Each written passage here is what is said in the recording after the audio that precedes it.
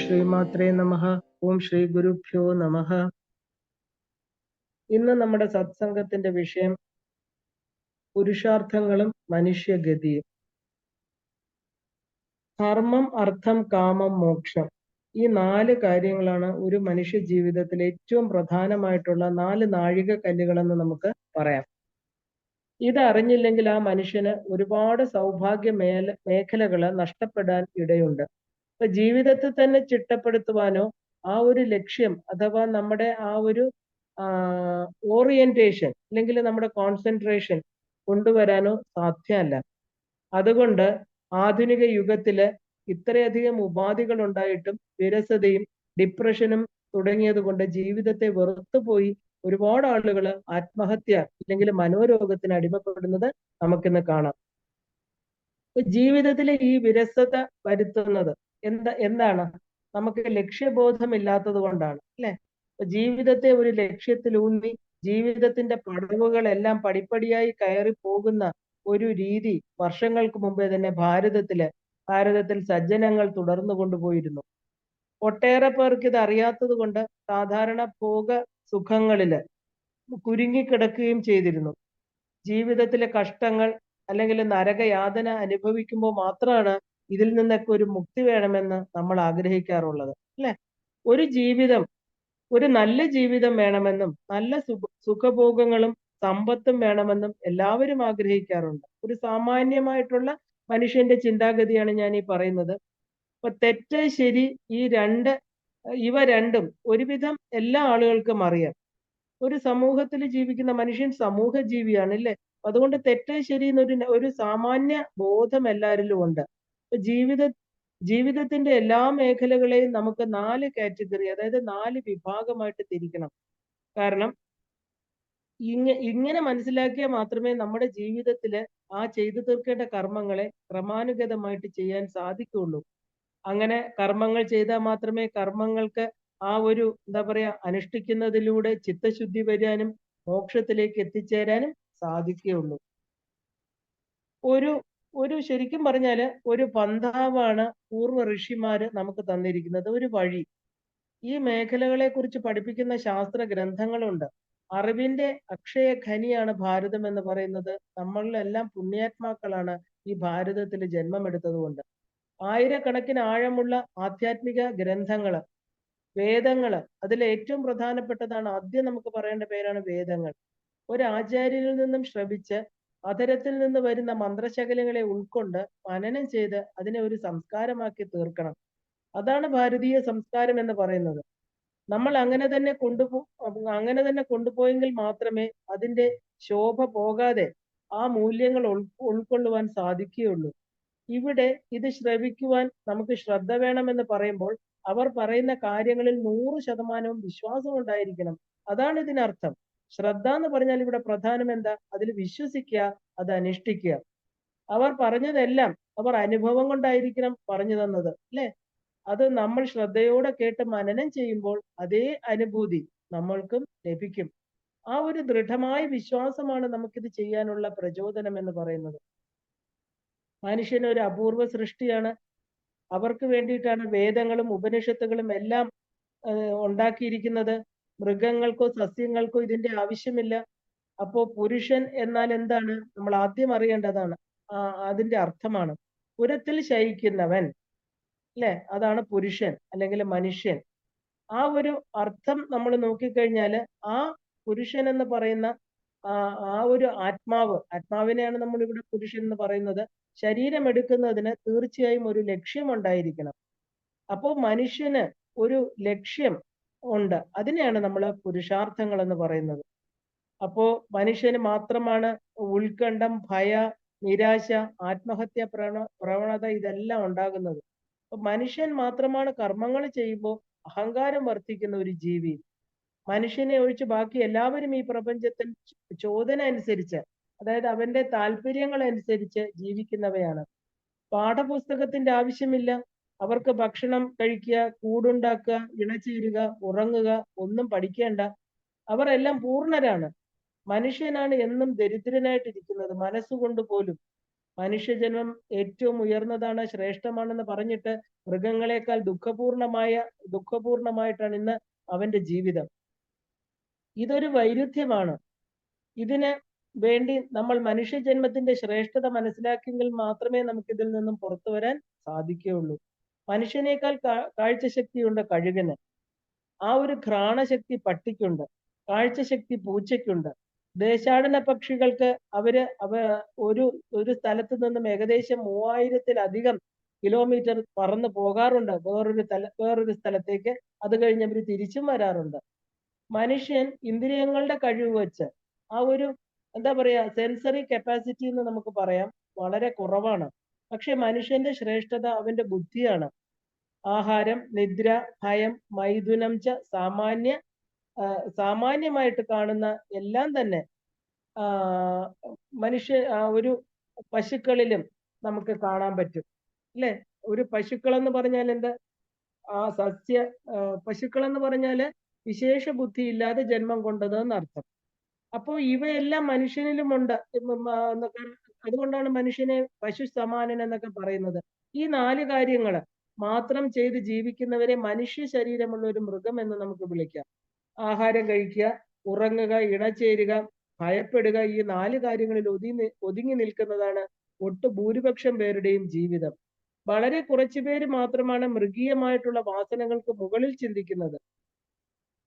ബുദ്ധിർ ഹിതേഷാം അധികോ വിശേഷതഃ. മൃഗങ്ങളിൽ നിന്ന് മനുഷ്യനെ ഉയർത്തുന്നത് എന്താണ്? ബുദ്ധിയാണ്, അല്ലെ? ബുദ്ധി വിഹീനാം പശുഭി സമാനഃ. ബുദ്ധി ഇല്ലാത്തവനെ പശു സമാനനായിട്ട് കാണുന്നു. ബുദ്ധി ഉപയോഗിച്ചില്ലെങ്കിൽ അവൻ പശു തുല്യനാണ്.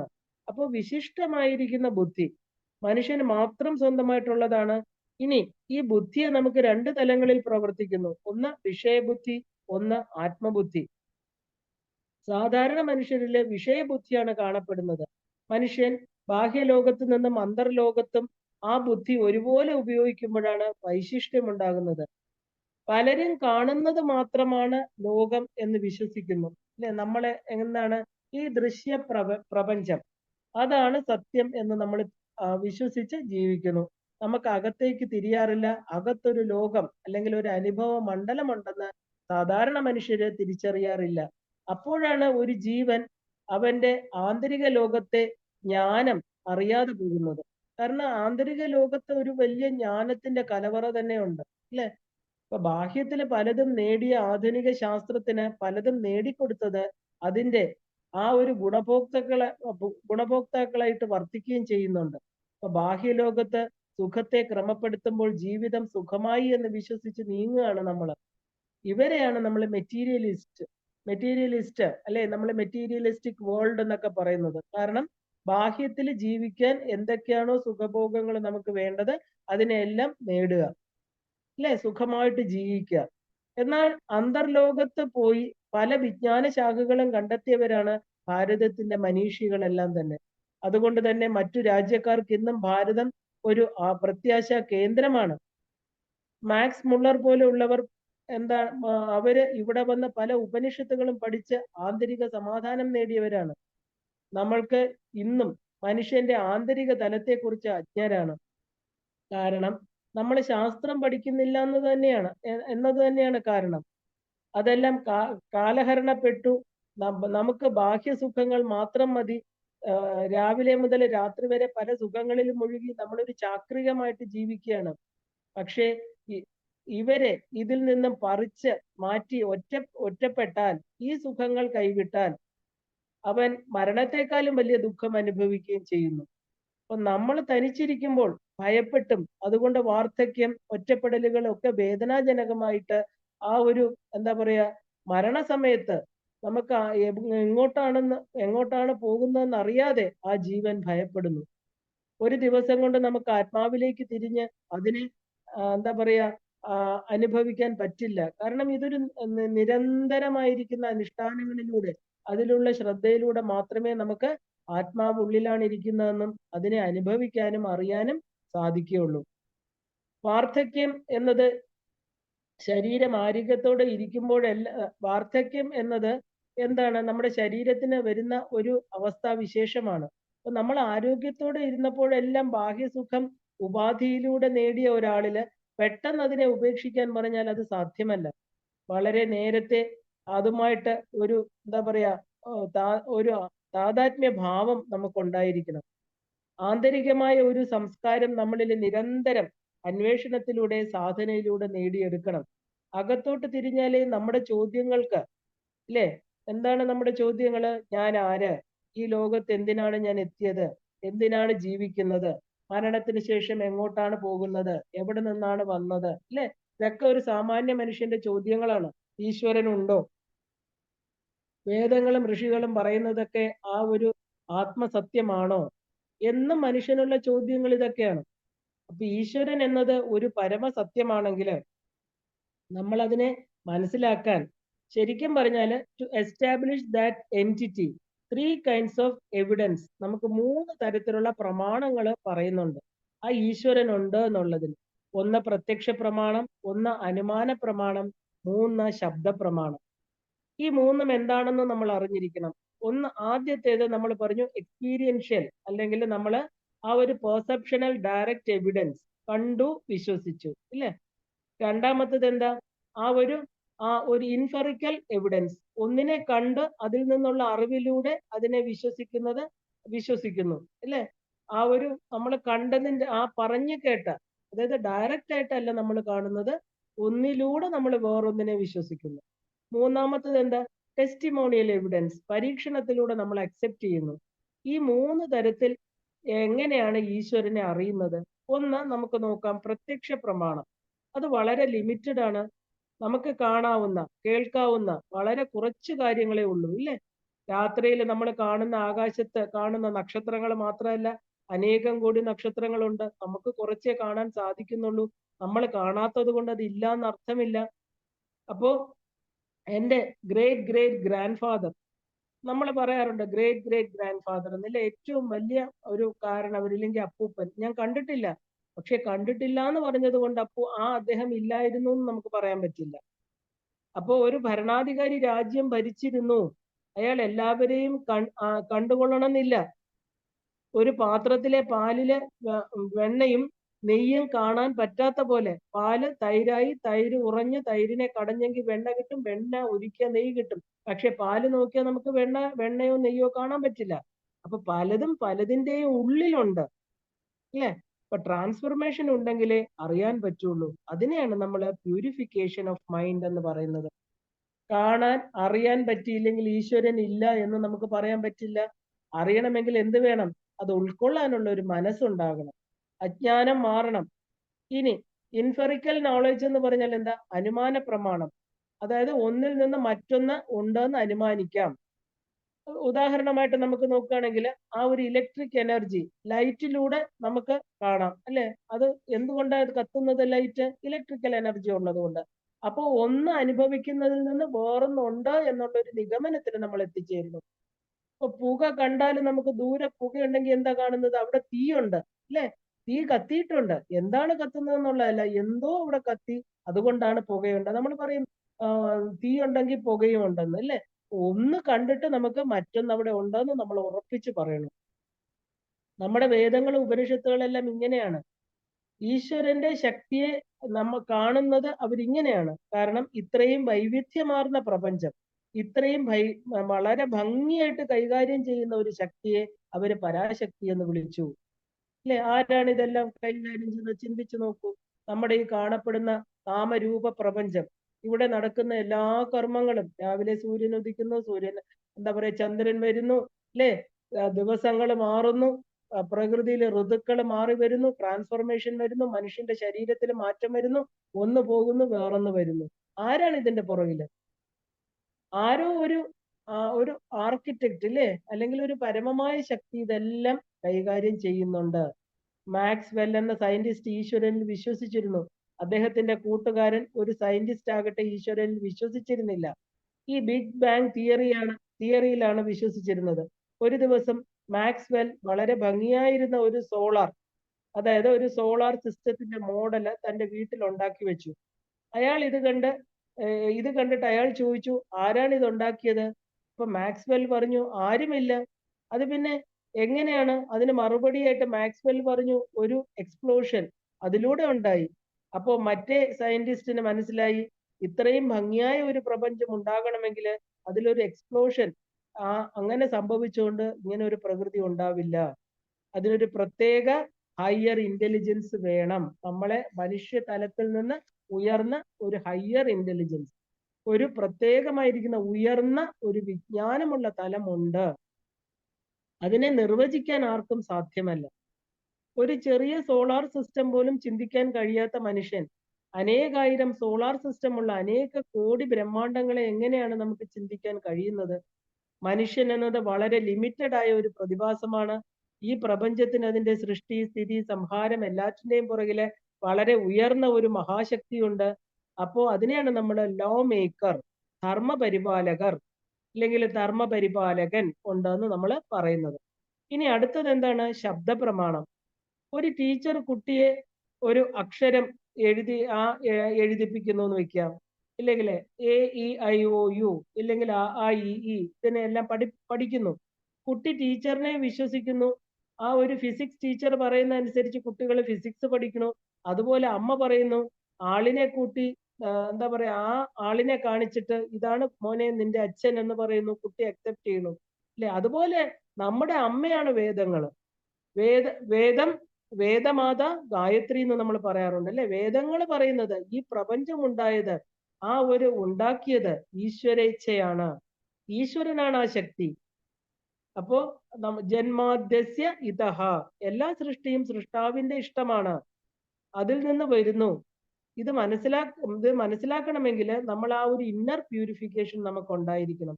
എക്സ്പീരിയൻസ് ചെയ്യണമെങ്കിൽ ഈശ്വരാനുഗ്രഹം വേണം. ഇതിൽ ഉറച്ച വിശ്വാസം വേണം, ശ്രദ്ധ വേണം, സമർപ്പണം വേണം. ഒരു മനുഷ്യൻ തന്റെ പ്രവൃത്തി മാർഗവും നിവൃത്തി മാർഗവും അറിയണം. എന്നാലേ മനുഷ്യൻ എന്ന് പറയാൻ സാധ്യമാവുള്ളൂ. ദുര്യോധനൻ കൃഷ്ണനോട് പറയണു, ആ ഒരു ജാനാമി ധർമ്മം നജമേ പ്രവൃത്തി, ധർമ്മം എന്താണെന്ന് എനിക്ക് നല്ലവണ്ണം അറിയാം ഭഗവാനെ, പക്ഷെ ചെയ്യാൻ പറ്റുന്നില്ല.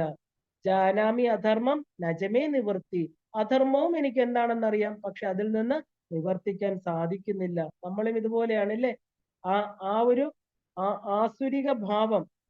ദുര്യോധനൻ കാട്ടിലെ പാണ്ഡവന്മാരെ ദ്രോഹിക്കാനായിട്ട് വന്നപ്പോൾ കുറച്ച് ഗന്ധർവന്മാർ അദ്ദേഹത്തെ കെട്ടിയിട്ടു. തല മുട്ടയടിക്കാൻ പോയി. ഇതറിഞ്ഞ പാണ്ഡവർ വന്ന് ഗന്ധർവന്മാരോട് യുദ്ധം ചെയ്ത് ദുര്യോധനനെ വെറുതെ വിട്ടു അല്ലെ? ഇനി ഒന്നും വേണ്ട എന്ന് വെച്ച് ആ കാട്ടിൽ ഒരിടത്ത് തപസ്സിരുന്നപ്പോ വീണ്ടും അസുരന്മാർ ഇദ്ദേഹത്തെ എന്താ പറയാ നമസ്കരിച്ച് കലിയുഗ പുരുഷനായിട്ട് പുകഴ്ത്തിയപ്പോ നല്ല മനസ്സ് വീണ്ടും മാറി ആസുരിക ഭാവം വന്നു ചേർന്നു. അപ്പോ മാറ്റം എന്ന് പറയുന്നത് തീരുമാനിച്ച് നമ്മൾ ഇരുന്നാലും വീണ്ടും പ്രകൃതിയിൽ നിന്ന് നമുക്ക് ഓരോ സുഖദുഃഖങ്ങൾ വരുമ്പോൾ അത് മാറിക്കൊണ്ടേയിരിക്കുന്നു. അപ്പോ ആ ഒരു ഗന്ധർവ സത്സംഗത്തിൽ മനസ്സ് മാറിയതായിരുന്നു ദുര്യോധനന്. എന്നാല് അസുരന്മാരുടെ സംഘത്തിൽ വീണ്ടും എന്താ പഴയ പോലെ ആയി. നമ്മളും അങ്ങനെയാണ്. അപ്പോ ആചാര പ്രഥമോ ധർമ്മ, ഏത് ഉപാസനയിലും തന്റെ ആചാര അനുഷ്ഠാനങ്ങളിൽ സ്ഥിരമായി ചെയ്തെങ്കിൽ മാത്രമേ നമുക്ക് മനസ്സിനെ നിയന്ത്രിച്ച് പോകാൻ സാധിക്കുള്ളൂ. അപ്പോൾ നമ്മളിപ്പോ ചിന്തിക്കാൻ പോകുന്നത് എന്തിനെ കുറിച്ചാണ്? ധർമ്മ, അർത്ഥ, കാമ, മോക്ഷങ്ങൾ. എല്ലാ ഉപാസനയുടെയും ലക്ഷ്യം ഇത് തന്നെയാണ്. കാരണം ഏകം സത് വിപ്ര ബഹുധാ വദന്തി എന്ന് പറയുന്ന പോലെ ഏകം എന്ന് പറയുന്നത് ഓംകാര സ്വരൂപമായിരിക്കുന്ന ശിവമാണ്. ആ ശിവനെ നമ്മൾ രുദ്രനായിട്ടും കൈലാസനാഥനായ ശിവനായിട്ടും ഒക്കെ കാണുന്നെങ്കിലും ശിവസ്വരൂപം എന്ന് പറയുമ്പോൾ ആ ഒരു ത്രിമൂർത്തികളുടെ ഈശ്വര സദാശിവന്മാരുടെ, അതായത് ബ്രഹ്മ വിഷ്ണു ഈശ്വര സദാശിവന്മാരല്ലേ, ഇതിന്റെ ഒരു സമഗ്ര ഭാവമായിട്ട് തന്നെ കാണണം. കാരണം സതീദഹന സമയത്ത് ക്രൂദ്ധനായി പാടുന്നതും ഭാഗവതത്തിൽ അവസാനം ദക്ഷിണാമൂർത്തിയായി ജ്ഞാനം കൊടുക്കുന്നതും എല്ലാം ഈ പരബ്രഹ്മത്തിന്റെ വിവിധ ഭാവങ്ങൾ തന്നെയാണ്. അപ്പോ അവതാരങ്ങൾ ത്രിഗുണങ്ങൾക്ക് അടിമപ്പെട്ട ത്രിമൂർത്തികളായി പ്രപഞ്ച സൃഷ്ടിയിലെ കർമ്മങ്ങളെല്ലാം ചെയ്യുന്നു. സത്യത്തിന്റെ സത്യം ആണ് സത്യവസ്തുവായിരിക്കുന്ന ബ്രഹ്മം എന്ന് പറയുന്നത്. അപ്പോ അനിത്യ വസ്തുക്കളെ ത്യജിച്ചുകൊണ്ട് നിത്യവസ്തുവിലുള്ള ശ്രദ്ധ, ആ ഏകമായിരിക്കുന്ന സത്വസ്തുവിനോട് മാത്രം പ്രേമമുള്ളവരായിട്ട് ഇരിക്കുമ്പോഴാണ് നമ്മൾ എല്ലാവരും സതി ആയിരിക്കുന്നത്. അപ്പോ നമ്മൾ എല്ലാവരും ശിവത്വത്തെ പ്രാപിക്കാൻ ആഗ്രഹിക്കുന്ന സതിമാരാണ്. രുദ്രൻ എന്ന് പറഞ്ഞാൽ എന്താ? സമ്യക്കായിട്ട് ഹരിച്ച് നമ്മളെ മോക്ഷപദത്തിൽ എത്തിക്കുന്ന ശക്തിയാണ്. അതിനെയാണ് നമ്മൾ ധർമ്മം, അർത്ഥം, കാമം ഇതിനെക്കുറിച്ച് അറിയേണ്ടത്. എങ്കിൽ മാത്രമേ നമുക്ക് ആ മോക്ഷപദത്തെ കുറിച്ചും അറിയാൻ സാധിക്കുകയുള്ളൂ, അല്ലേ? നമുക്കറിയാം തെക്കുഭാഗത്തെ അധിപതിയാണ് യമധർമ്മ രാജാവ്. അദ്ദേഹത്തെ നമ്മൾ യമധർമ്മൻ എന്നാണ് വിളിക്കുന്നത്, അല്ലേ? ഇദ്ദേഹമാണ് ഇദ്ദേഹം ശാപഗ്രസ്തനായിട്ട് ജനിച്ച ആളാണ് വിതുരർ എന്ന് പറയുന്നു. വിതുരർ യമധർമ്മ ശാപഗ്രസ്തമായിട്ട് ജനിച്ചതാണ്. അംബാലികയിലെ വ്യാസന് ധൃതരാഷ്ട്രം ധൃതരാഷ്ട്രം, അതായത് ഒരു പൊട്ടക്കണ്ണൻ, പാണ്ഡുരോഗിയായ പാണ്ഡു, രണ്ടുപേരും, ധൃതരാഷ്ട്രമൊക്കെ കണ്ണു കണ്ടുകൂടായിരുന്നു, പാണ്ഡുരോഗിയായിരുന്നു, അല്ലെ? ഇത് ജനിച്ചിട്ട് മതിയാകാതെ അമ്മ ദാസിയെ കൂടി പറഞ്ഞു വിടുകയാണ്. ദാസിയിൽ ജനിക്കുന്ന വേദവ്യാസിന്റെ പുത്രനായ വിതുരര് ശാപഗ്രസ്തനായ യമധർമ്മനാണ് എന്ന് പറയുന്നു. അത് ധർമ്മത്തിന്റെ പ്രതീകമായിട്ട് വിതുരരെ നമ്മൾ കാണുന്നുണ്ട്. ഇനി ഇതേ വേദവ്യാസിന്റെ പുത്രൻ തന്നെയാണ് പണത്തിനോട് അത്യാർത്തിയുള്ള അന്ധനായ ധൃതരാഷ്ട്രം. ഇദ്ദേഹം അർത്ഥത്തിന്റെ പ്രതീകമാണ്. പാണ്ഡുരോഗം പിടിച്ചിട്ടും കാമാർത്ഥനായ പാണ്ഡു. അപ്പൊ കാമാഗ്നിയിലാണ് അയാൾ വെന്തു മരിച്ചത്, അല്ലെ? അപ്പൊ കാമത്തിന്റെ പുറകെ പോയി തന്റെ മനസ്സിനെ നിയന്ത്രിക്കാനാകാതെ മരണത്തിന് അടിമപ്പെട്ട ആളാണ് പാണ്ഡു, കുന്തിയുടെ ഭർത്താവ്. അങ്ങനെ നമ്മുടെ പുരാണത്തിൽ ധർമ്മ അർത്ഥ കാമങ്ങളുടെ, കാരണം നമുക്ക് വ്യക്തമായി മനസ്സിലാകുന്ന കാര്യങ്ങളെല്ലാം പുരാണങ്ങളിൽ പറഞ്ഞു വെച്ചിട്ടുണ്ട്, അല്ലെ?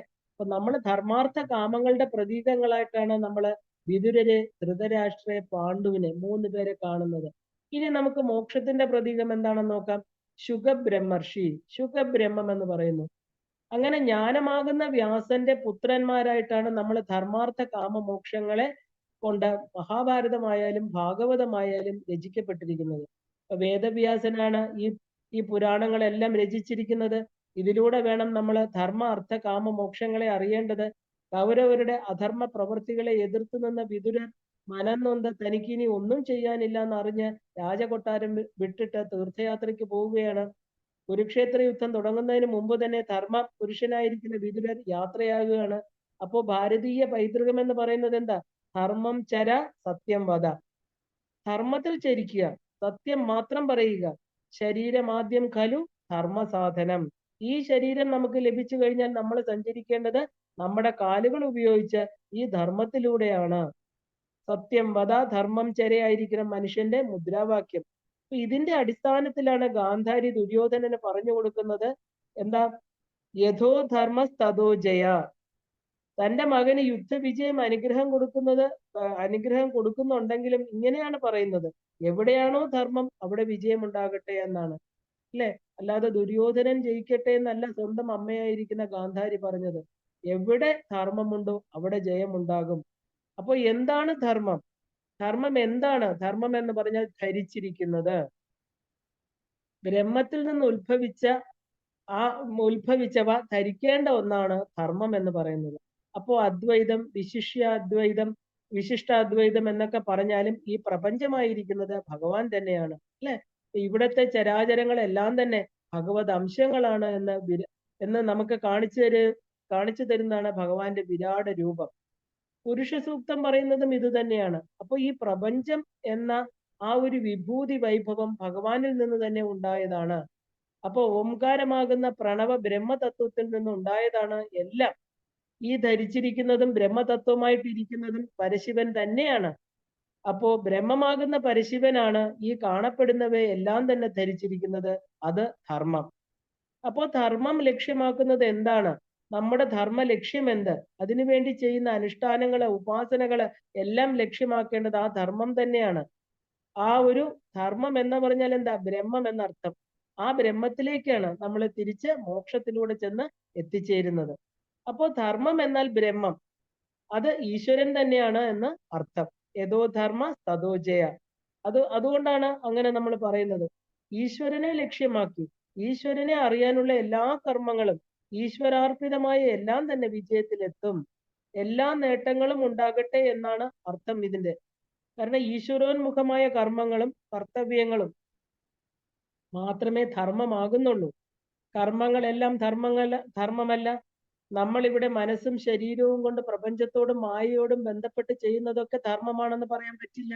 എല്ലാം തന്നെ അവിദ്യാജന്യങ്ങളാണ് എന്ന് മാത്രമേ പറയാൻ പറ്റൂ. ഞാൻ ചെയ്യുന്നു എന്നുള്ള ഭാവത്തോട് ചെയ്യുന്നവയെല്ലാം തന്നെ, അല്ലെ, നമ്മളിൽ നിക്ഷിപ്തമായിരിക്കുന്ന കർത്തവ്യങ്ങൾ, അതായത് വേദശാസ്ത്രങ്ങൾ അനുശാസിക്കുന്ന രീതിയിൽ ചെയ്തെങ്കിൽ മാത്രമേ അത് ധർമ്മമാകുന്നുള്ളൂ. വിഷ്ണു സഹസ്രനാമത്തിന്റെ തുടക്കം, എല്ലാവരും വിഷ്ണു സഹസ്രനാമം വായിക്കുന്നവരാണ്. അതിന്റെ തുടക്കത്തിൽ പറഞ്ഞിരിക്കുന്ന ചില കാര്യങ്ങൾ വളരെ ശ്രദ്ധേയമാണ്. ഓ ധർമ്മഃ സർവധർമാണാം ഭവതഃ ധർമ്മോ മതഃ കിം ജപൻ മുച്യതേ ജന്തു ജന്മ സംസാര ബന്ധനാത്. അപ്പോ എന്താണ് ആ ഒരു യുധിഷ്ഠിരൻ എന്ന് പറയുന്ന ധർമ്മപുത്രൻ ശരശയ്യയിൽ കിടക്കുന്ന ഭീഷ്മരോട് ചോദിക്കുന്നതായിട്ടാണ് വിഷ്ണു സഹസ്രനാമം തുടങ്ങുന്നത്, അല്ലെ? ഇതിൽ അന്തർഭവിച്ചിരിക്കുകയാണ് ധർമ്മത്തിന്റെ എല്ലാ പരിവേഷവും. ജന്തു എന്ന ആ ഒരു ജീവി, ജന്തു എന്ന് പറഞ്ഞാൽ എന്താ? ജനിച്ച ജീവി, അല്ലെ? ജന്മ സംസാര ബന്ധനത്തിൽ നിന്ന്, ഈ എന്താ പറയുക, ജനന മരണമാകുന്ന ആവർത്തന ചക്രത്തിൽപ്പെട്ട് ഉഴലുന്ന മനുഷ്യജീവിയുടെ മോചനത്തിന് എന്ത് ധർമ്മമാണ് അനുഷ്ഠിക്കേണ്ടതെന്നാണ് ചോദ്യം. സർവപ്രധാനം എന്താ? സർവപ്രധാന അനുഷ്ഠാന ധർമ്മം എന്താണ് മനുഷ്യൻ ചെയ്യേണ്ടത്? അതിന് ഭീഷ്മർ എന്ന മഹാപുരുഷൻ പറയുന്ന ഒരു മറുപടിയാണ്. എന്താണ്? ഏഷമേ സർവധർമാണാം അധികതമോ യത് ഭക്ത്യാ പുണ്ടരീകാക്ഷം സ്തൈവർ. അപ്പോ എന്താണ്? മനുഷ്യൻ, നരന്മാർ സദാ സ്തോത്രം കൊണ്ടും അർച്ചന കൊണ്ടും വളരെ ഭക്തിയോടെ സ്മരിക്കേണ്ടതാണ് ആ പുണ്ടരീകാക്ഷനെ. അതാണ് സർവധർമ്മങ്ങളിൽ വെച്ച് ഏറ്റവും ശ്രേഷ്ഠമെന്ന് ഭീഷ്മര് പറഞ്ഞു കൊടുക്കുകയാണ്. ഇവിടെയാണ് ഹിന്ദു മതത്തിന് പറ്റിയ പാളിച്ച.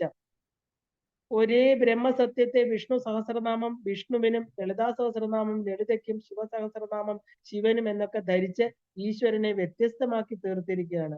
അങ്ങനെ നിത്യ അനിത്യ വിവേകമില്ലാത്ത മനുഷ്യൻ വിഷ്ണു വേറെ, ശിവൻ വേറെ, ദേവി വേറെ എന്ന വിചാരത്തില് ആ ഒരു ഭേദബുദ്ധി, അത് ദ്വൈത ബുദ്ധിയായിട്ട് ഭവിച്ചു. അങ്ങനെ ദ്വൈത ബുദ്ധിയിൽ നിന്ന് എന്തുണ്ടായി? ഭയമുണ്ടായി. ദൈത്യന്മാരെന്ന അസുരന്മാരുണ്ടായി. അപ്പോൾ അവർ എപ്പോൾ നമ്മളെ എന്താ പറയാ, രണ്ടാന്ന് അവരെന്താ വിചാരിക്കുന്നത്? ദേവന്മാരും അസുരന്മാരും രണ്ടാണ്, അല്ലെ? അപ്പൊ നമ്മൾ വേറെ, അവർ വേറെ, അല്ലെ? രണ്ട് എന്നുള്ള വിചാരം, ദ്വൈത ഭാവം അവിടെ വന്നു. അപ്പോൾ നമ്മൾ സത്യത്തിൽ നിന്ന് അസത്യത്തിലേക്ക് പതിക്കുന്നു.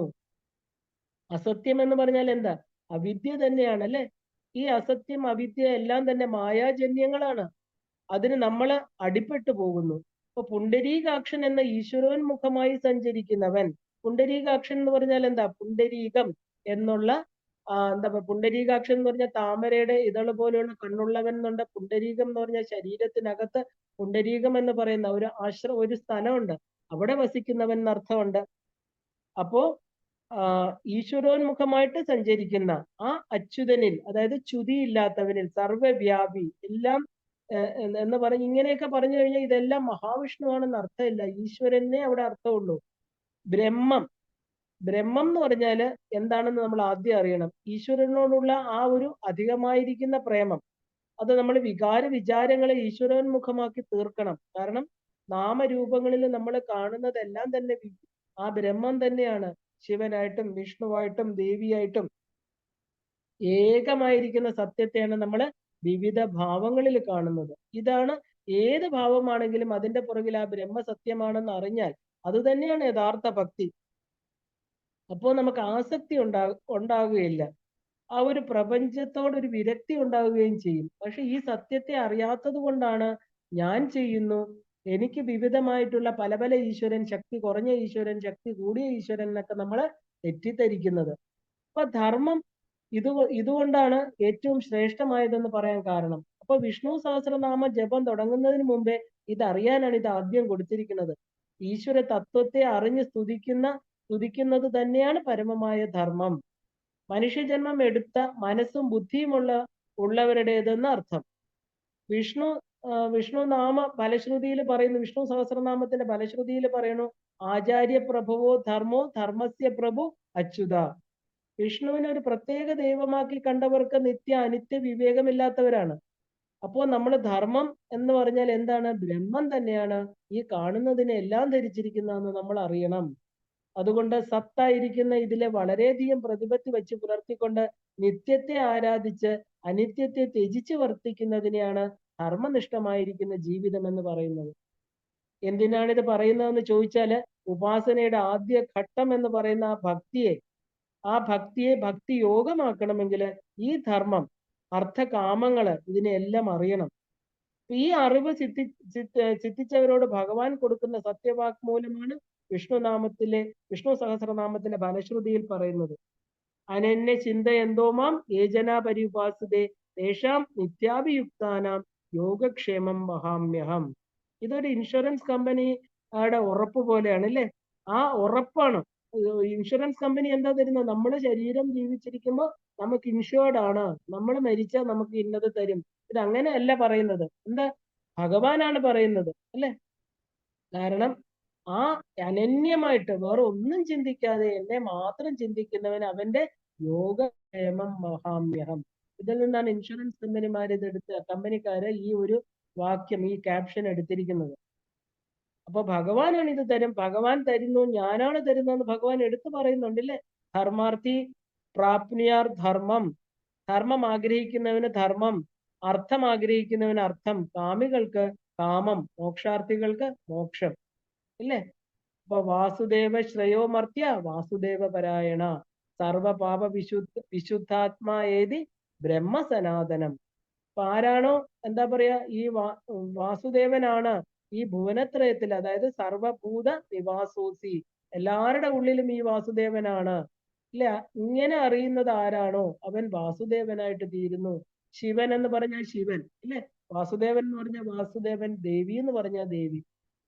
അപ്പൊ നമ്മൾ എന്താ പുരുഷ സൂക്തത്തിൽ പറയുന്നത്?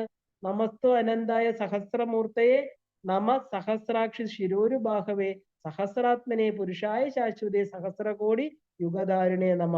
അപ്പൊ ധർമ്മം എന്നുള്ള ചോദ്യത്തിന് അത് ബ്രഹ്മസത്യത്തിലേക്ക് ആ ഒരു പ്രയാണം തന്നെയാണ് മനുഷ്യനെ സംബന്ധിച്ച ധർമ്മം അല്ലെ? അപ്പൊ നമുക്കത് വ്യക്തമായിട്ട് ഇതൊന്ന് മനസ്സിലാക്കാം. ഈ ധർമ്മത്തെക്കുറിച്ച് ശ്രീനാരായണ ഗുരുദേവൻ ഒറ്റ ശ്ലോകമേ എഴുതിയിട്ടുള്ളൂ. ധർമ്മ ഏവ പരം ദൈവം, ധർമ്മ ഏവ പരം ധനം, ധർമ്മ ഏവ മഹാധനം, ധർമ്മ സർവത്ര വിജയി ഭവത ശ്രേയസേ നൃണാം. ധർമ്മം എന്ന് പറയുമ്പോൾ ചിന്തിക്കേണ്ടത് ഈശ്വരനെ തന്നെയാണ്. ധർമ്മ ഏവ പരം ദൈവം, ധർമ്മം എന്ന് പറഞ്ഞ ദൈവമാണ്. ധർമ്മം എന്ന് പറഞ്ഞ ആ ഒരു ധനം, അതാണ് മഹാധനം അല്ലെ? ധർമ്മ സർവത്ര വിജയി, ധർമ്മമുള്ളവൻ എല്ലായിടത്തും വിജയമുണ്ടാകും. ഭവത ശ്രേയസേ നൃണാം, നൃണന് മനുഷ്യന് ശ്രേയസ്സായിട്ടുള്ളത് ഈ ധർമാചരണം തന്നെയാണ്. അപ്പോ ധർമ്മം എന്ന് പറഞ്ഞാൽ എന്താ? നമ്മൾ ഈശ്വരനെ അറിയല് തന്നെയാണ്. ആ ധർമ്മം തന്നെയാണ് ഏറ്റവും പ്രധാനപ്പെട്ട ധനം. കർമ്മങ്ങളെല്ലാം തന്നെ ഒരു പ്രത്യേക രീതിയിൽ ക്രമീകരിച്ച് ഈശ്വരനിലേക്കുള്ള പ്രയാണമാണ് ധർമ്മം. ആ മഹാധനം എന്ന സമ്പത്ത് നേടിയെടുക്കണം. ഈ ഭൂമിയെ അല്ലെങ്കിൽ വീടോ ധനമോ ഈ ഭൂമിയിൽ കാണുന്ന മറ്റു വസ്തുക്കളോ ഒന്നുമല്ല നമ്മൾ സമ്പത്ത് എന്ന് പറയുന്നത്. എന്താണ് നമ്മുടെ സമ്പത്ത്? ധർമ്മം എന്ന് പറയുന്ന ഈശ്വര പദം തന്നെയാണ് നമ്മുടെ സമ്പത്ത്. അപ്പൊ നമുക്ക് ഇഹത്തിലും പരത്തിലുമുള്ള അമൂല്യ നിധി ഈ ലോകത്ത് ഭക്തി നിർഭരമായ ഒരു തരത്തിലൂടെ വിദ്യ നേടി അവിദ്യ അജ്ഞാന കർമ്മങ്ങളെ ത്യജിച്ച് ധർമ്മം എന്ന ലക്ഷ്യത്തെ മാത്രം ഊട്ടിയുറപ്പിച്ചു പോകുന്നതിന് സർവത്ര വിജയം മാത്രം ഉണ്ടാകുന്നു. അപ്പൊ ബ്രഹ്മം എന്ന് പറഞ്ഞാൽ എന്താ? ധർമ്മം തന്നെ. അത് തന്നെയാണ് സത്വസ്തു. അതിനെ ലക്ഷ്യമാക്കി അതിൽ അർപ്പിച്ച് ചെയ്യുന്ന കർമ്മങ്ങളെല്ലാം തന്നെ ധർമ്മമാണ്. ആ ഒരു ഭവതേ ശ്രേയസേ നൃണാം, മനുഷ്യന് മോക്ഷം എന്ന ശ്രേയസ് വേണമെങ്കിൽ ഈ ധർമ്മം അത്യാവശ്യമാണ്. ഒരു മനുഷ്യൻ ധർമ്മക്ഷേത്രമാകുന്ന കുരുക്ഷേത്രത്തിലെ സത്യ അസത്യങ്ങളില് സത്യം ജയിക്കണമെങ്കിൽ സത്യമായിരിക്കുന്ന യോഗേശ്വര കൃഷ്ണൻ എന്ന ധർമ്മം നമ്മുടെ ഭാഗത്തായിരിക്കണം അല്ലെ? ഗീത തുടങ്ങുന്നത് തന്നെയാണ് അങ്ങനെ തന്നെയാണ്. ആ ഒരു ധർമ്മക്ഷേത്രേ കുരുക്ഷേത്രേ എന്നാണ് തുടങ്ങുന്നത്. ധർമ്മക്ഷേത്രം എന്നത് നമ്മുടെ ഭൂമിയാണ്, ഈ ലോകമാണ്. അപ്പൊ നമ്മുടെ ഓരോരുത്തരുടെയും ശരീരം ഭൂമിയാണ് അല്ലെ? ഭൂമി തത്വമാണ്. അവിടെ എന്ത് നടക്കണം?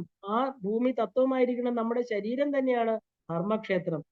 നമ്മൾ ഈ ലോകം മുഴുവനും നമ്മുടെ ക്ഷേത്രമാണെന്ന് പറയാറുണ്ട്. ഈ ധർമ്മക്ഷേത്രത്തിലെ നമ്മുടെ ധർമ്മം ഈശ്വരോന്മുഖമായിട്ട് സഞ്ചരിക്കുക എന്നത് മാത്രമാണ്. അപ്പോൾ ആ ഒരു മനുഷ്യ ജന്മ ലക്ഷ്യം എന്ന് പറയുന്നത് തന്റെ സ്വരൂപമായിരിക്കുന്ന ഈശ്വരനെ അറിയുന്നതാണ്. എന്തുകൊണ്ടാണ് ഭാഗവതത്തിലെ 7 സ്കന്ധങ്ങള് ആ ഒരു എന്താ പറയാ ആ ഒരു 7ാമത്തെ സ്കന്ധത്തില് ദക്ഷയാഗം കൊണ്ടുവന്നിരിക്കുന്നത്? ശിവനെ അവതരിപ്പിച്ചിരിക്കുന്നത് തന്റെ വാഹനമാകുന്ന ധർമ്മത്തിന്റെ പ്രതീകമായിട്ടുള്ള നന്ദിയുടെ പുറത്ത് വരുന്നതായിട്ടാണ് അല്ലെ? വൃഷം അല്ലെങ്കിൽ വൃഷഭം എന്ന കാളയുടെ പുറത്താണ് ശിവൻ സഞ്ചരിക്കുന്നത്. വൃഷം എന്നാൽ കാള. അതിന്റെ 4 കാലുകളും ധർമ്മത്തിന്റെ 4 കാലുകളാണെന്ന് പറയുന്നു. 4 കാലുകൾ എന്തൊക്കെയാണ്? ധർമ്മം, കാള ധർമ്മം, അതിന്റെ പുറത്ത് സഞ്ചരിക്കുന്നത് ധർമ്മ സ്വരൂപനായിരിക്കുന്ന ശിവൻ. ബ്രഹ്മശബ്ദം എന്നാല് വശി. വശി എന്ന് പറഞ്ഞാൽ ശിവൻ അല്ലെ? വശി ശിവ. അപ്പൊ ശിവൻ തന്നെയാണ്. അപ്പൊ ശിവനാമം തിരിച്ചിട്ടാല് വശി. അപ്പൊ ഈ ധർമ്മസ്വരൂപനായിരിക്കുന്ന ശിവനെയാണ് ദക്ഷൻ അപമാനിക്കുന്നത്. ആ യജ്ഞം ഈശ്വരോന്മുഖം ആകാതിരുന്നാൽ എന്ത് സംഭവിക്കുമെന്ന് ദക്ഷയാഗം നമുക്ക് കാണിച്ചു തരണു അല്ലെ? എന്തിനാണ് മനുഷ്യൻ ജനിച്ചത്? അത് മോക്ഷ സമ്പാദനത്തിന് വേണ്ടിയിട്ടാണ് മനുഷ്യൻ വീണ്ടും വീണ്ടും ഈ പറയുന്ന ജനന മരണ ചക്രത്തിലൂടെ ഭൂമിയിൽ വരുന്നത്. അതിനുവേണ്ടി എന്ത് ചെയ്യണം? അപ്പൊ ധർമ്മത്തെ ലക്ഷ്യമാക്കി ചരിക്കണം. പരമപുരുഷാർത്ഥമായിരിക്കുന്ന മോക്ഷത്തിന് വേണ്ടിയാണ് മനുഷ്യൻ ജനിച്ചത്. അപ്പൊ ജനിച്ച എല്ലാ മനുഷ്യരും ലക്ഷ്യമാക്കേണ്ടത് അർത്ഥകാമങ്ങളെ അല്ല, പിന്നെയോ മോക്ഷമായിരിക്കണം. പ്രജാപതികളിലൂടെയാണ് ഈ പ്രപഞ്ചത്തിലെ മനുഷ്യകുലങ്ങളെല്ലാം തന്നെ ഉണ്ടായത്. അതിൽ ഒരാളാണ് ദക്ഷ പ്രജാപതി അല്ലെ? അപ്പോ രുചി പ്രജാപതിക്ക് ആഹൂതിയിൽ ജനിച്ച മക്കളാണ് യജ്ഞവും ദക്ഷിണയും. ഇവർ തമ്മിൽ വിവാഹം കഴിച്ചപ്പോൾ ആ ഒരു സന്തോഷം തുടങ്ങി ഭൂമിക്ക് സമാധാനവും ശാന്തിയും കൊടുക്കുന്ന മക്കളാണ് ഉണ്ടാകുന്നത്. യജ്ഞം ചെയ്യുന്നതെല്ലാം തന്നെ എന്തിനു വേണ്ടിയിട്ടാണ്? ഈശ്വര പ്രീതിക്കാണ് അല്ലെ? അപ്പൊ അതിന് കിട്ടുന്ന പ്രതിഫലമായിട്ട് ദക്ഷിണ എന്നത് ഈശ്വരാനുഗ്രഹമാകുന്ന ശാന്തിയും ആനന്ദവുമാണ്. ദക്ഷിണ എന്നാല് യജ്ഞം ചെയ്യുന്നവന് കിട്ടുന്ന ജ്ഞാന സന്ദേശമാണ്. ഇന്നത് വെറ്റില അടയ്ക്ക പണമായിട്ട് വ്യാഖ്യാനിക്കപ്പെടുന്നു അല്ലെ? അപ്പൊ കർമ്മം എന്ന് പറഞ്ഞാൽ മനഃശുദ്ധി വരുവാനും യജ്ഞത്തിലൂടെ ജ്ഞാനത്തിനും അതിനാണ് പ്രാധാന്യം. യജ്ഞൻ എന്നാല് പുരുഷൻ, ദക്ഷിണ എന്നാല് സ്ത്രീ. അപ്പോ ദക്ഷിണ എന്ന സ്ത്രീ അവർക്കുണ്ടായ മക്കള് പ്രപഞ്ചത്തിലെ 12 സന്തോഷങ്ങളാണ്. എന്തൊക്കെയാണത്? ദക്ഷിണ, ദാക്ഷായണി, ദക്ഷയജ്ഞ വിനാശിനി എന്ന് ദേവിക്ക് നാമമുണ്ട്. അങ്ങനെയുള്ള ഭാഗവതം പറയണു, ദേവഹൂതിയുടെ 9 മക്കളിൽ ഒരാളായ അനസൂയ അത്രി മഹർഷിയെ വിവാഹം ചെയ്തു എന്ന്. അസൂയ ഇല്ലാത്ത മനസ്സുള്ളവർ നന്നാകുന്നതിൽ നമ്മൾ ആ കുശുമ്പില്ലാത്ത എല്ലാവരോടും നല്ല മനസ്സ് വെച്ച് പുലർത്തുന്നവളായ അനസൂയ, ആ ഒരു സ്ത്രീരത്നം വിവാഹം കഴിച്ചത് അത്രി മഹർഷിയാണ്. അത്രി എന്നാൽ എന്താ? ത്രിഗുണാതീതൻ എന്നാണ് അർത്ഥം. ത്രിഗുണങ്ങൾ അതായത് മായാജന്യങ്ങളും അനിത്യങ്ങളുമാണ്. അപ്പൊ ഈ പ്രപഞ്ചം ഉണ്ടാക്കുന്നത് തന്നെ എന്താ പറയാ? ആ ഗുണങ്ങളെ കൊണ്ടാണ്. അപ്പൊ ത്രിഗുണങ്ങളെ ആശ്രയിച്ചാൽ നമുക്ക് മായാജന്യമായിരിക്കുന്നതിനെയാണ് അറിയാൻ സാധിക്കുക. അപ്പൊ ത്രിഗുണങ്ങൾ ദോഷങ്ങൾ തന്നെയാണ്. ആ 3 ഗുണങ്ങള്, ജാഗ്രത, സ്വപ്ന, സുഷുപ്തി എന്ന് പറയുന്ന 3 അവസ്ഥകള്, ബ്രഹ്മ വിഷ്ണു രുദ്ര ഗ്രന്ഥി, ഇവയൊക്കെ തന്നെ നമ്മൾ കടന്നു വേണം 4ാമത്തെ പദമായിരിക്കുന്ന തുരീയം എന്ന 4ാമത്തെ പദത്തിൽ എത്തിച്ചേരാൻ. അപ്പൊ തുരീയം എന്നാൽ ആനന്ദഭാവത്തെ വെച്ചിരിക്കുന്നതാണ് അല്ലെ? അങ്ങനെ വെച്ചിരിക്കുന്ന ആളിനെയാണ് നമ്മൾ അത്രി. ഇദ്ദേഹത്തെയാണ് അനസൂയ വിവാഹം ചെയ്യുന്നത്. ആ ദമ്പതികൾക്കുണ്ടായ 3 പുത്രന്മാരാണ് ദത്തൻ എന്ന ദത്താത്രേയൻ, ദുർവാസാവ്, ചന്ദ്രൻ എന്ന സോമൻ. ഈ 3 മക്കളും ത്രിമൂർത്തികളിൽ നിന്നുണ്ടായവരാണ്. കാരണം തനിക്കൊരു സന്തതിക്ക് വേണ്ടി തുരീയ ഭാവത്തിലുള്ള ഈശ്വരനെ തപസ് ചെയ്തു എന്നാണ് പറയപ്പെടുന്നത്. എങ്ങനെയാണ് തപസ് ചെയ്തതെന്ന് ചോദിച്ചാൽ ബ്രഹ്മാവ് പറഞ്ഞിട്ടാണ് ധർമ്മിഷ്ഠനായ അത്രി തന്റെ ഈശ്വരോന്മുഖമായ തപസ്സിന് സഹധർമ്മിണിയോടൊപ്പം 100 കണക്കിന് വർഷങ്ങൾ പ്രാണായാമം ചെയ്ത് ഒറ്റക്കാലിൽ നിന്ന് തപസ് ചെയ്തു എന്ന് പറയുന്നു. ജഗദീശ്വരൻ എന്ന ജഗത്തിന്റെ അധിപതി, അതായത് ബ്രഹ്മാ വിഷ്ണു രുദ്രനെ അല്ല ഈ പറയുന്നത്. അവര് തന്നെ തന്റെ പുത്രന്മാരായി വരണമെന്ന ഒറ്റ ലക്ഷ്യത്തോടെ തപസ് ചെയ്തുവെന്നും അവരുടെ മുമ്പിലെ ജഗദീശ്വരൻ പ്രത്യക്ഷപ്പെട്ടപ്പോ ദണ്ഡ നമസ്കാരം ചെയ്ത അത്രി ആവശ്യപ്പെട്ടത് ഏകമായിരിക്കുന്ന ഒന്നിനെയാണ്. എന്നാൽ ആ ത്രിഗുണങ്ങൾക്ക് അടിസ്ഥാനമായിരിക്കുന്ന ത്രിമൂർത്തികളാണ് പ്രത്യക്ഷപ്പെട്ടത്. ഇത് മായ കൊണ്ടാണ് ഇങ്ങനെ സംഭവിച്ചത്. ഇതിൽ ബ്രഹ്മാവ് ചന്ദ്രനെയും വിഷ്ണു ദത്താത്രേയനെയും രുദ്രൻ ദുർവാസാവിനെയും കൊടുത്തു എന്നാണ് കഥ. അപ്പൊ അവരുടെ അംശങ്ങളായ 3 കുട്ടികളാണ് ജനിച്ചത്. അത്രി മഹർഷിയാകട്ടെ ആ ത്രിഗുണാതീതനായിരിക്കുന്ന, അതായത് പൂർണ്ണമായിരിക്കുന്ന എന്താ പറയാ ഗുണങ്ങൾക്ക് അതിക്രമിച്ച് നിൽക്കുന്ന ആ ഒരു ജന്മം ആണ്. ആ ഒരു ജന്മം വളരെ പ്രധാനമാണ്. കാരണം സതിയുടെ അച്ഛനായ ദക്ഷപ്രജാപതി ഉണ്ടായത് ബ്രഹ്മാവിന്റെ അങ്കുഷ്ടത്തിൽ നിന്നാണ്. ബ്രഹ്മാവ് രജോ ഗുണിയാണ്. പ്രാപഞ്ചിക ചിന്തകൾ വെച്ചു പുലർത്തുന്നതാണ് എല്ലാ അനർത്ഥങ്ങൾക്കും കാരണം. താൻ യാഗത്തിനെത്തിയപ്പോൾ, യാഗശാലയിൽ പ്രവേശിച്ചപ്പോൾ അവിടെയുള്ള എല്ലാവരും എഴുന്നേറ്റു. 2 പേർ മാത്രം എഴുന്നേറ്റില്ല. അതിലൊന്ന് അച്ഛനായ ബ്രഹ്മാവും 2 ജാമാതാവായിരിക്കുന്ന മരുമകനായിരിക്കുന്ന രുദ്രനും. ഇതുകൊണ്ടാണ് രുദ്ര ശിവനോ ആ ഒരു ഇത് കണ്ടാണ് രുദ്രശിവനോട് ആ ഒരു ദക്ഷിണ അമിതമായിട്ടുള്ള കോപം ഉണ്ടായത്. ധർമ്മം എപ്പോഴും ഈശ്വരോന്മുഖമായിരിക്കണം. ഈശ്വര എന്ന നാമം തന്നെ ശിവനെയാണ് പറയുന്നത്. പഞ്ചബ്രഹ്മങ്ങളിലെ മഹേശ്വരൻ സദാശിവൻ, എല്ലാം ശിവൻ തന്നെയാണ്. ഈശ്വരൻ, മൃഡൻ, ഭവൻ, ഇതൊക്കെ അറിയപ്പെടുന്ന ശിവപെരുമാൾ തന്നെയാണ്. അത് ആ എന്താ പറയാ, അങ്ങനെ ഒരു ആളിനെ കണ്ട് ആ ഒരാള് തന്നെ കണ്ടിട്ട് എഴുന്നേറ്റ് നിന്ന് ആദരിച്ചില്ല എന്നുള്ള ഒറ്റ കാരണം കൊണ്ട് തന്റെ മകളായ സതിയുടെ ഭർത്താവാണെന്ന് പോലും നോക്കാതെ ദേഹാഭിമാനിയായിരിക്കുന്ന ദക്ഷൻ നിന്ദിച്ചു. അപ്പൊ യജ്ഞവേദിയിൽ എന്താ സംഭവിച്ചത് നമുക്കറിയാം അല്ലേ? ശിവൻ യജ്ഞഭോക്താവാണ്, അദ്ദേഹത്തെ ക്ഷണിച്ചില്ല. അദ്ദേഹം ആരെയും ബഹുമാനിക്കേണ്ട ആവശ്യമില്ല എന്നത് അഹങ്കാരിയായിരിക്കുന്ന ദക്ഷന് മനസ്സിലായില്ല. ശിവൻ ശ്മശാനവാസിയാണ്. ആ സദാ ചിതകൾ കത്തുന്ന സ്ഥലമാണ്. ശരീരമാകുന്ന ബാധ നശിക്കുന്ന സ്ഥലമാണ് ശ്മശാനം. സംസാരത്തിൽ നിന്ന് മുക്തി ലഭിക്കുന്ന ആത്മവിദ്യാലയമാണ് ശ്മശാനം. ഭേദബുദ്ധിയാണ് നമ്മുടെ നാശത്തിന് കാരണം. ഇത് എന്തൊക്കെയാണോ ബ്രഹ്മത്തിന്റെ ലക്ഷണങ്ങൾ അതെല്ലാം തന്നെ എന്താ പറയാ, ആ എല്ലാത്തിനെയും തന്നെ ആ ഒരു എന്താ പറയാ ആ ഒരു ശിവന്റെ എന്തൊക്കെയാണോ ബ്രഹ്മത്തിന്റെ ലക്ഷണങ്ങൾ അതെല്ലാം ശിവന്റെ ലക്ഷണങ്ങൾ തന്നെയാണ്. ദിഗംബരൻ, ഭൂതപ്രേത പിശാചുകളുമായിട്ട് ഉന്മത്ത ഭാവത്തിൽ ചിതാഭസ്മത്തിൽ കുളിച്ച ശിവന്റെ യാത്ര അല്ലെ? ദക്ഷിണ ഭാരതത്തിലെ ജ്യോതിർലിംഗങ്ങളെ ചിതാഭസ്മം കൊണ്ട് അഭിഷേകം നടത്തുന്നത് ശിവപ്രീതിക്കാണ്. അവിദ്യാസ്വരൂപമായ ഈ ശരീരം അനിത്യ വസ്തുവിനെ കത്തിച്ച ചാരം പൂശി നിത്യവസ്തുവിനെ കണ്ടെത്തിയാല് പിന്നെ പിന്നെ ആനന്ദം മാത്രമേ ഉള്ളൂ. ഇതിന് തടസ്സമായ ശരീരത്തെ ഇല്ലാതാക്കുക. ഈ തത്വമാണ് നമുക്ക് കാണിച്ചു തരുന്നത് ശ്മശാനത്തില് ഇരിക്കുന്ന ശിവഭഗവാൻ. ഇവിടെ പരബ്രഹ്മമായ ശിവനെ കുറിച്ച് ഞാൻ എന്ന ഒരു ആണവ ബോധമലം ഉണ്ടാക്കുന്നത് പ്രകൃതി ചിന്തയാണ്. ആ പ്രകൃതി ചിന്തയാണ് ദക്ഷന്റേത്. നമ്മളെ ക്ഷേത്രങ്ങളിലാണ് തുടങ്ങുന്നത്. അത് ഹിന്ദു മതാചാരത്തിലാണ്. ആചാരോ പ്രഥമോ ധർമ്മ. ധർമ്മം എന്ന ഈശ്വരനെ മറന്ന ആചാരങ്ങളെല്ലാം ദുരാചാരങ്ങളായി തീർന്നിരിക്കുകയാണ് ഇന്നത്തെ കാലഘട്ടത്തില്. നമുക്ക് സദാചാരമാണ് വേണ്ടത്. സത് ആചരിക്കുന്നതിനെ അറിഞ്ഞാചരിക്കുക, അതിനെയാണ് സദാചാരം. സത് പ്ലസ് ആചാരം. അപ്പൊ പ്രപഞ്ചത്തോടും ശരീരത്തോടും ആഗ്രഹം വെച്ചു പുലർത്തുന്നവർ ദുരാചാരികളായിട്ട് തീരുന്നു. ദേഹബോധം എന്നാൽ എന്താ? അനിത്യ വസ്തുവിനെ താലോലിക്കലാണ്. ഇതാണ് ദക്ഷ പ്രജാപതി. അപ്പൊ ധർമ്മോ രക്ഷിത. അദ്ദേഹം തന്റെ മരുമകനായ ശിവനെ വെറും ശരീരമായിട്ടാണ് കണ്ടത്. അപ്പോ ആചാര ലംഘനം നടത്തി എന്ന കാരണം കൊണ്ട് സത്തിനെ മാത്രം ഉപാസിക്കുക, തന്റെ പുത്രിയായ സതിയെയും ഉപേക്ഷിക്കുന്നു. അപ്പൊ ധർമ്മം കൊണ്ട് മാത്രമേ നമ്മൾ രക്ഷിക്കപ്പെടുകയുള്ളൂ. ധർമ്മത്തെ പറ്റി നല്ല ബോധം നമുക്കുണ്ടായിരിക്കണം. ധർമ്മത്തിലാണ് നമ്മൾ ജനിക്കുന്നത്. അർത്ഥകാമങ്ങളിലൂടെ സഞ്ചരിച്ച് അവസാനം മോക്ഷത്തിൽ എത്തിച്ചേരണം. ഭഗവാൻ ഗീതയിൽ പറഞ്ഞ പോലെ അഹമാത്മാ ഗുഡാകേശ സർവഭൂതാശയ സ്ഥിത. എല്ലാ ഭൂതങ്ങളിലും ഭഗവാനാണെന്ന് തിരിച്ചറിഞ്ഞ് വിശേഷ ബുദ്ധിയുള്ള മനുഷ്യൻ സ്വസ്വരൂപ അനുസന്ധാനം ചെയ്ത് ധർമ്മത്തെ അറിഞ്ഞ് അർത്ഥകാമങ്ങളെ പൂർത്തീകരിച്ച് മോക്ഷപദത്തിൽ എത്തിച്ചേരണം. ഇതായിരിക്കണം മനുഷ്യജന്മത്തിന്റെ ആത്യന്തിക ലക്ഷ്യം. ധൃതരാഷ്ട്രയെ പോലെ അന്ധത ബാധിച്ച നേത്രത്തെ മാറ്റി സത്യധർമ്മങ്ങളെ അറിഞ്ഞ് പാണ്ഡുവിനെ പോലെ കാമങ്ങൾക്ക് പുറകെ പോയി സ്വയം നാശം വരുത്താതെ ശുഗബ്രഹ്മർഷിയെ കാണിച്ചു തരുന്ന നിവൃത്തി മാർഗത്തിലൂടെ മോക്ഷത്തിൽ എത്തിച്ചേരണം. ഇതായിരിക്കണം മനുഷ്യന്റെ ലക്ഷ്യം. ഇതിനു വേണ്ടിയാണ് നമ്മൾ ധർമാർത്ഥ കാമ മോക്ഷങ്ങളെ കുറിച്ച് അറിയുന്നത്. അപ്പോ എന്തൊക്കെയാണ് നിത്യം, എന്തൊക്കെയാണ് അനിത്യം എന്നറിഞ്ഞ് ആ നിത്യത്തിലേക്കുള്ള മാർഗത്തില് അനിത്യങ്ങളെ എല്ലാം ഉപേക്ഷിച്ച് ഈശ്വരോന്മുഖമായിട്ട് സഞ്ചരിക്കുമ്പോൾ തീർച്ചയായിട്ടും നമുക്ക് നമ്മുടെ ലക്ഷ്യത്തിൽ എത്തിച്ചേരാൻ സാധിക്കും. സംശയമില്ലാത്ത കാര്യമാണ്. ഇന്ന് ഇവിടെ നിർത്താം. എല്ലാവർക്കും ശ്രീമാത്രേ നമഃ.